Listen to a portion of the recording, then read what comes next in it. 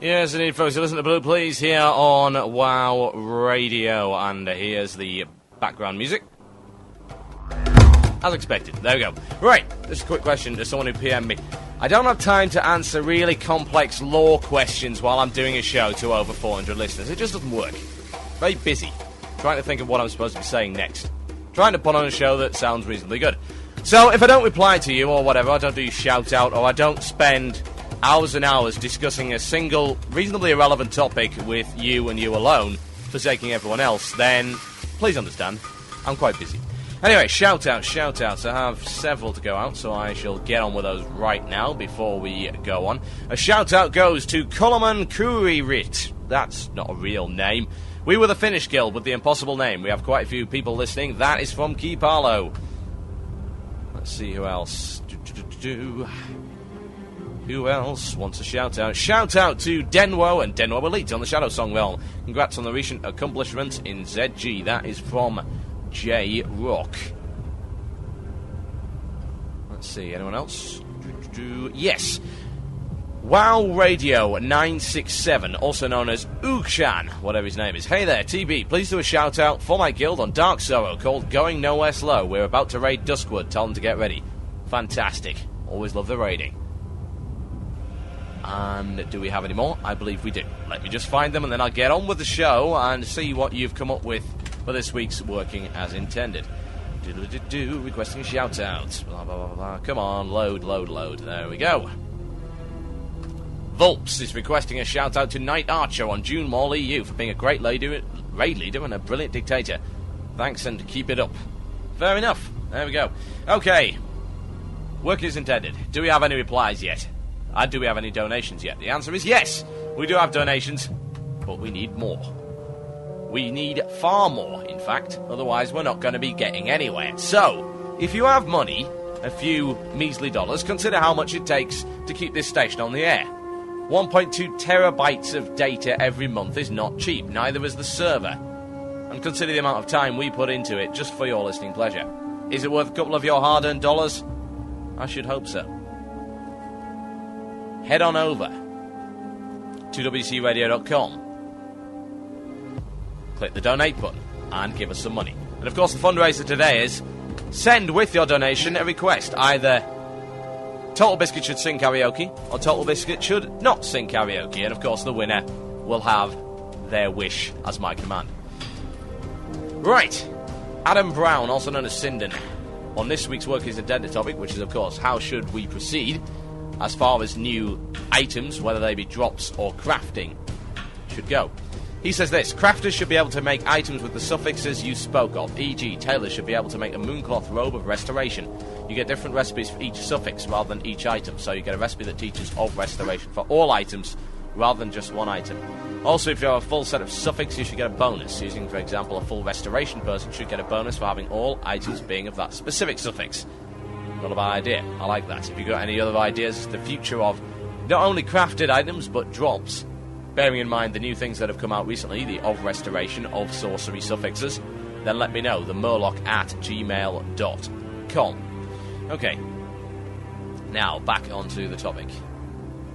We just talked about game immersion and being the typical sort of person who says, yes, let's continue talking about that. I'm going to talk about something completely different. Now, epic quests and class racials. That's my next topic for the day. Firstly, I'd like to know where the heck the Mage Epic quest is. Water is not epic. It never will be epic. I almost rue the day I went down into Dire Maul to get my epic water quest, or so they claim. Crystal water. We should not be calling it epic water anymore. It's blatantly not epic.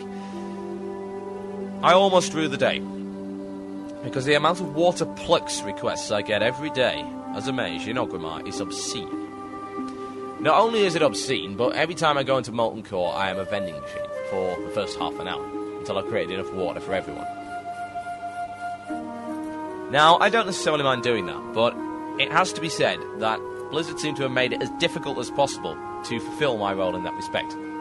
I'm only able to conjure 4 crystal water per stack. The spell itself... Per spell. The spell itself costs around 700 mana. It drains an entire mana bar for me, a damage-orientated mage, to create a stack of crystal water. That is a pain in the arse, and it doesn't need to be. Is there any justification? Let's look at the spell itself.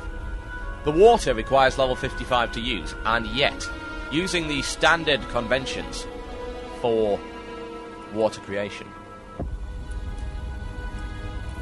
spells go up every level. When it comes to water and food creation spells, they go up every level, and every level you get an additional 2 on the stack. However, you can only get the water quest at level 60. So if Blizzard were to follow the standard convention there, you would be able to create 2 of that kind of water at level 60. However, the water itself is level 55. So if we were to follow that convention, you would be able to create, let's see, 10, possibly. I never was good at maths, but yes, I assume it's 10. Now, is there any justification for keeping it at 4? Absolutely not. As far as I'm concerned, there is no justification for making our lives a misery. It's not fun. There's no justification for it, and that should be changed. But that is by the by. The point of the matter is that is not an epic quest. That is a burden more than anything. It's not a burden having Lochdalar and Rockdalar as a hunter. It's a blessing. You have 2 excellent weapons. What do we get? The ability to be a water bot for people. Wow, I am truly astounded by that. That's brilliant. But the fact is we do not have an epic quest, and we're not the only class to suffer from that. I'm trying to think off the top of my head who doesn't. Druids do not have an epic quest. Paladins do not, as far as I'm aware, unless you count the epic mount, have an epic quest. I also wouldn't count Kel-Sirar either. Warriors have an epic quest in the form of Kel-Sirar. Hunters have an epic quest in the form of Rockdalar and Lochdalar. Priests have an epic quest in the form of Benediction. Rogues, do you have an epic quest? No, you do not. I didn't think so. Rogues don't have an epic quest. Paladins, arguably, if you do not count the epic mount, do not have an epic quest. Warlocks are the same. Druids are the same. Shamans have an epic quest in the form of their Sky Fury Helm, assuming that can be classed as an epic quest in comparison to Rockdalar and Benediction. It's not exactly on the same level, although it has received a buff recently. Where are the epic quests? It seems to me that they can't be that difficult to put into the game, and there is an inconsistency. I don't believe Blizzard can possibly think that we as mages do not require an epic quest, or druids do not require an epic quest. Benediction is a fantastic weapon. It is unbeatable. It is the best priest staff in the game, bar none. End of story. Now, mages have a choice of what they can use. Endgame, they could be using some of the things from Blackmoor Lair, or they could be using Staff of Dominance. Maybe a Sorcerer's Dagger with a combo offhand, perhaps the Fire Rune Grimoire, or one of the Alterac Valley rewards. Or they could be using, of course, the Mage Blade, which would make perfect sense, being the best one-hander offensive caster weapon in the game at this point. But we don't get an epic quest. We don't get some kind of thing that says, this item begins a quest, and we have to follow through a large and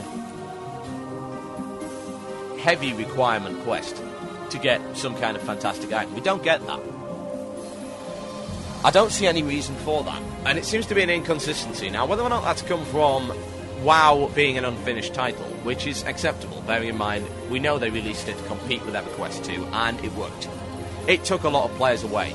And, you know, you were successful then. That's good. I don't mind you doing that. You are a business. Blizzard are a business. They're out to make as much profit as they possibly can. And rightly so. That is the way business operates in this capitalist world. However, whether or not it's acceptable for epic quests to be half and half in the game, some classes getting and some classes not, is not keen on that idea. Whether or not we're going to see more is questionable. Probably. I expect we'll get some a little bit later on. But it does make me wonder why, after how many patches, they're not already in the game. They cannot require that much effort. Mysterious. And it leads me on to something else which seemed to be a little bit unfinished. And whether or not this is justifiable. And that is class racials. Now, the only...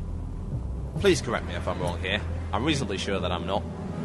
The only class with class-specific racial abilities is the priest. As an undead, you get Devouring Plague. As a troll, you get Hex of Weakness, and I believe you get some kind of Shadow Ward. Now, every race that can be a priest has this. They can do something. We already know that Dwarven priests get Fear Ward, which is one of the most useful abilities in the game. Where are the racials for everyone else? Now, is there a lore reason behind this? Was it story-driven?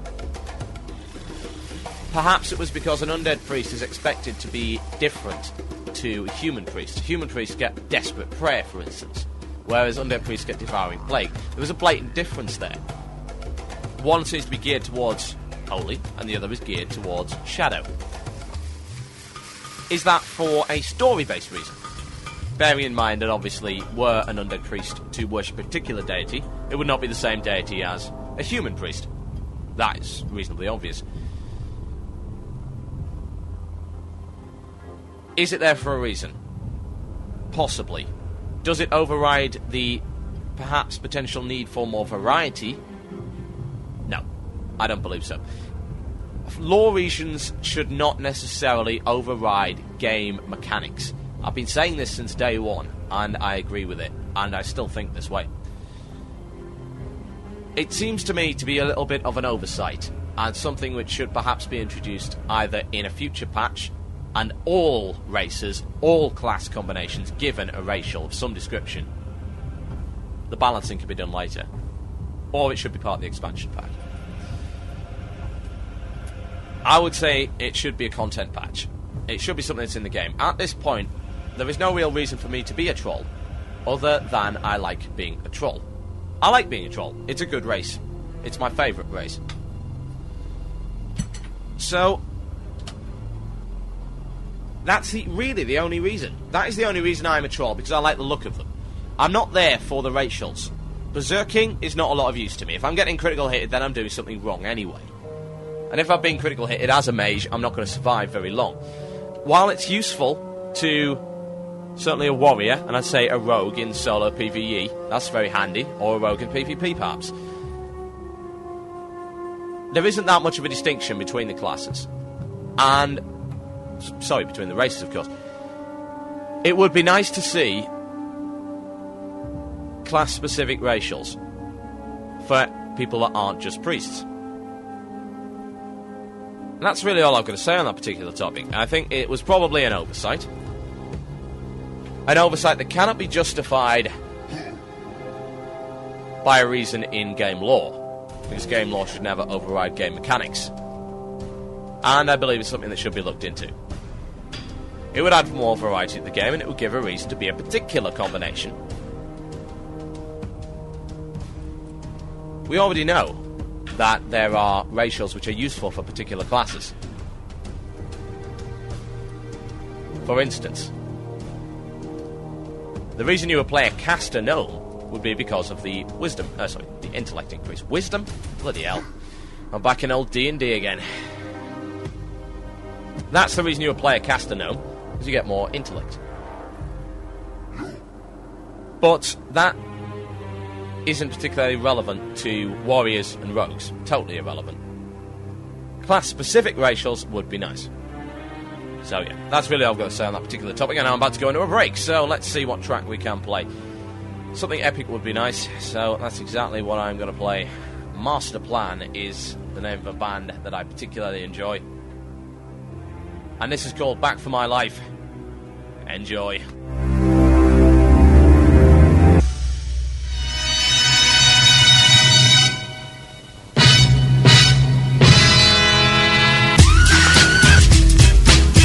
Yo, fuzz, shizzle and so forth. Yes, indeed, it's time for another edition of Rapping the Forums.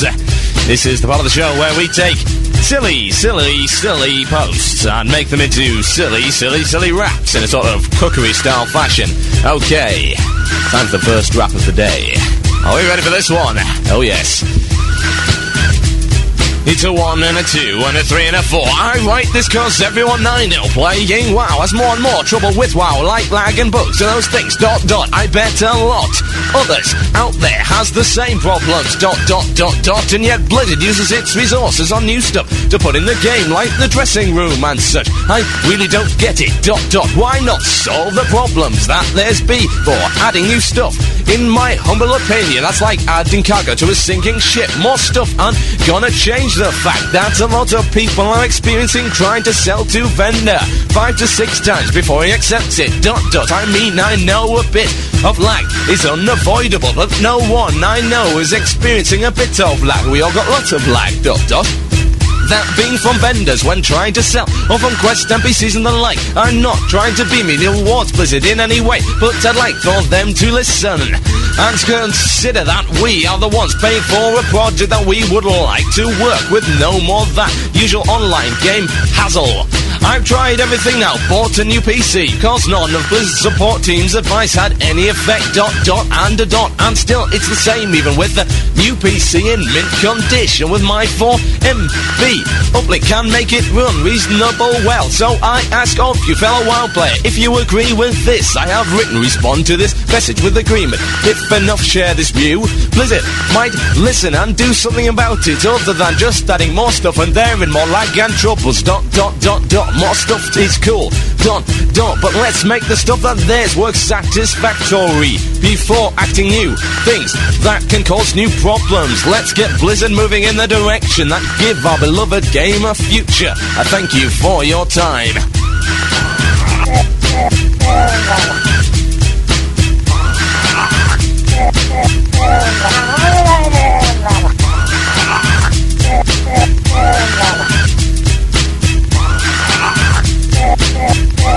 Watch out everyone, the farm bots be down in the ghetto. This one's from Rothner, level 60 undead priest. Guild is incoming, realm is Doomhammer.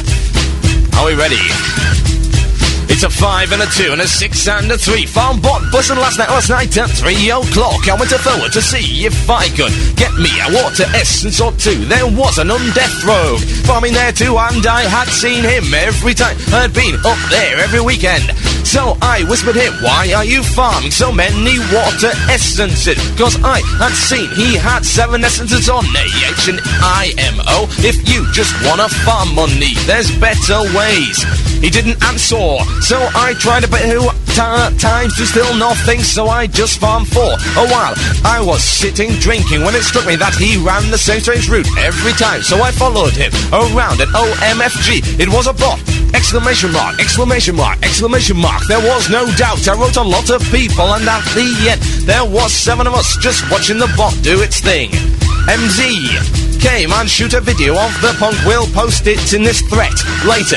The rogue is called Kamimimaro, and he's from the guild EIG. The players that witnessed him was Myjan, Big Willie and Miski from Norwindvend, and me, Laura Lerg and Swampy from Incoming. We followed him around for like an hour to make sure that the video will leave no doubt that it was a bot. We OFC reported him to a GM. If this creep does this every night while he's sleeping, he can farm 100 essence of water in 2 nights and completely control the price on AH. I hope the GMs will delete his account, and I'm sure the guild EIG will kick him first. At least Chinese gold farmer work for their money. Wish this was a PvP server, so I could just call my mate a Pedro and make him come kill his.